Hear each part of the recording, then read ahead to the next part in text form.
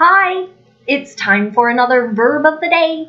Today's verb is draw. Let's look at a few definitions. The first meaning for draw is to produce a picture or diagram by making lines and marks. Many people, both children and adults, might enjoy the action of drawing. Using markers, colored pencils, crayons, all kinds of material there.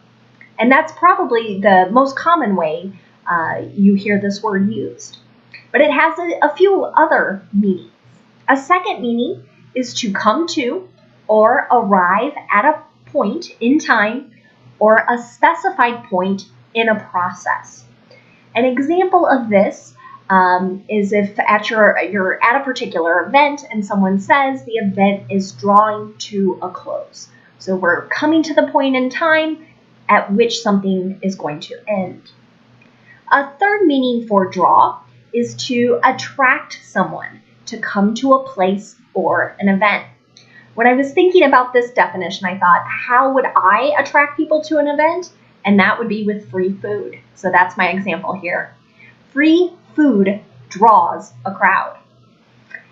A fourth possible way you might hear draw used is to select a ticket or name randomly to decide winners in a contest.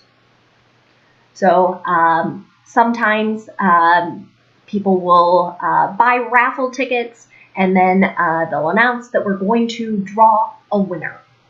That's how this verb may be used to have this particular meaning.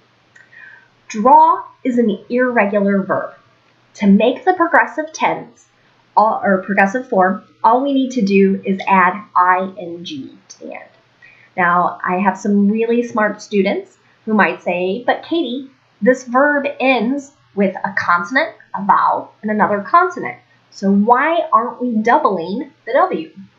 And the reason we're not going to do that is because this verb draw ends in a vowel sound. So here, the W is not making a consonant sound. It's part of the vowel sound. That's one of those many exceptions that we have in English. The past tense form of this verb is made by switching the vowel. So you'll see here the past tense is D-R-E-W, drew, and the participle form is D-R-A-W-N, or drawn. Okay. Let's look at some phrasal verbs using draw. The first one is draw back. It means to retreat or move back. Here it is in an example sentence. The child drew back when the dog started barking. Draw into is another phrasal verb that you might hear. It means to get involved in something unpleasant. The man was drawn into a fight outside the concert. So the fight is the thing that is unpleasant. So for someone's words or maybe their actions pushed this particular person to get involved. Another phrasal verb you might hear is draw on or draw upon. They're going to have the exact same meaning, and that is to use knowledge, skills, or information for a specific purpose. Here it is in a sentence. Her new job draws on what she learned in the training program. Another phrasal verb you might hear is draw out, and it means to show the general idea of something. The employees drew out a plan for the next 2 months of work. Finally, another phrasal verb you might hear with draw is draw up. It means to form, prepare, or write something. Here it is in an example sentence. Did the lawyer draw up the contract? I'll point out, draw up is a very common phrasal verb when you hear people talking about legal agreements or legal contracts. Today, let's look at draw in discussing ability. So we can talk about things we were able to do in the past, or things we are able to do in the present, or things we will be able to do in the future. And we can do this two different ways in each verb tense. So we can use a modal, and I have an example of that, or we can use the phrase be able to and our base verb. Let's look at an affirmative sentence that discusses past ability. I could draw stick figures as a child. That is all the ability I had when it came to drawing as a child. So if I want to say it the same way but use be able to, I'm going to use the past tense form of be. So here, since my subject is I will use was. I was able to draw stick figures as a child. Those two sentences have the same meaning. To make a negative, we need to add not. Okay? So we're going to put not after our modal in the first sentence, or not after our be verb. You couldn't draw a map. You weren't able to draw a map.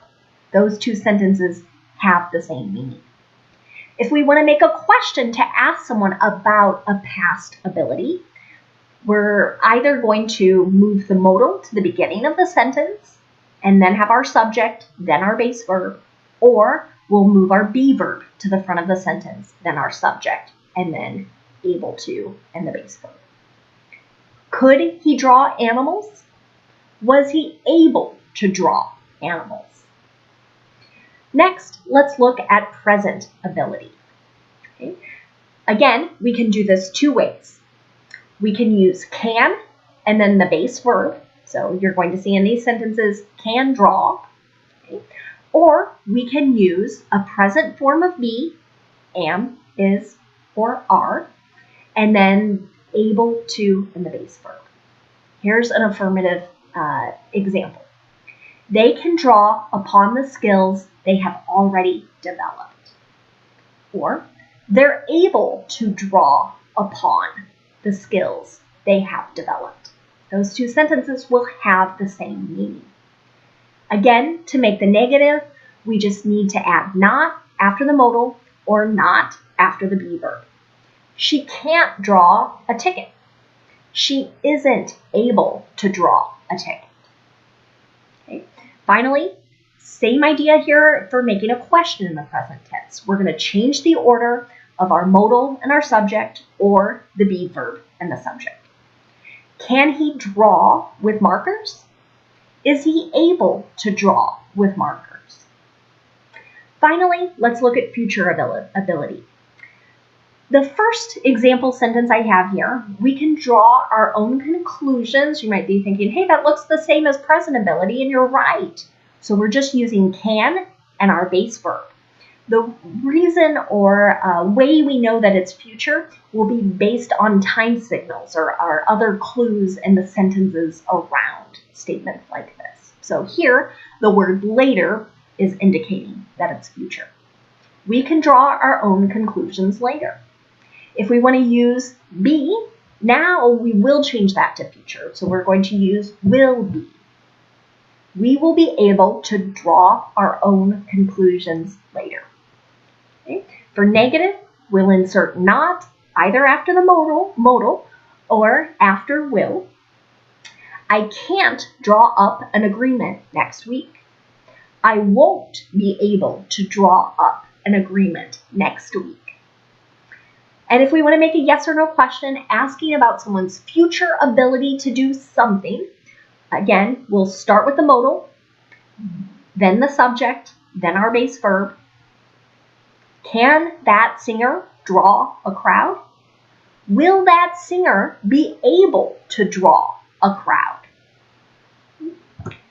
Finally, today, let's take a look at some related words to our verb of the day, draw.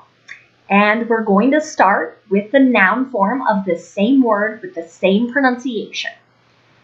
Draw could be a person or thing that is very attractive or interesting. If you remember back to definition 3 of the verb earlier in this video, we were talking about something very similar. I gave the example that free food draws a crowd. Same idea, but this is the noun form.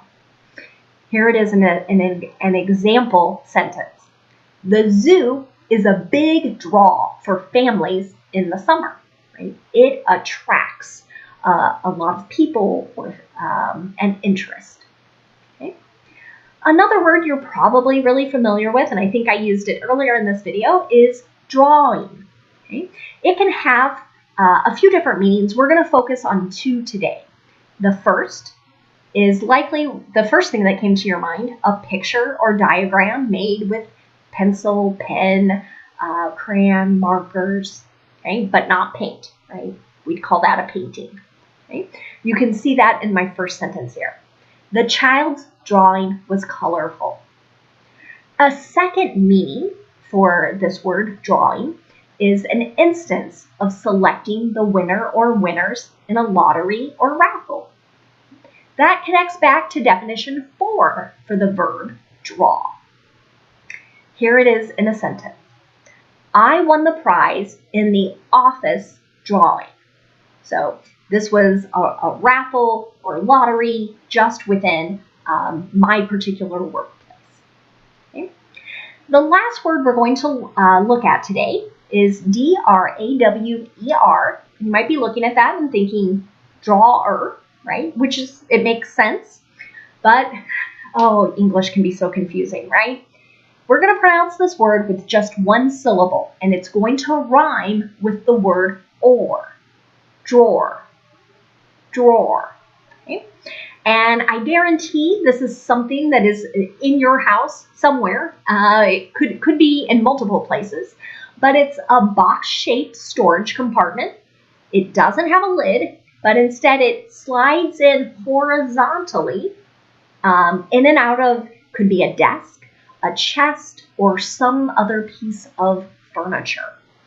So, used in a sentence, the knives are in that drawer. Okay, my kitchen has many drawers. We might keep utensils in one, dish towels in another, and your house might have another similar situation. Some people have drawers in their bathroom and other rooms of their house as well.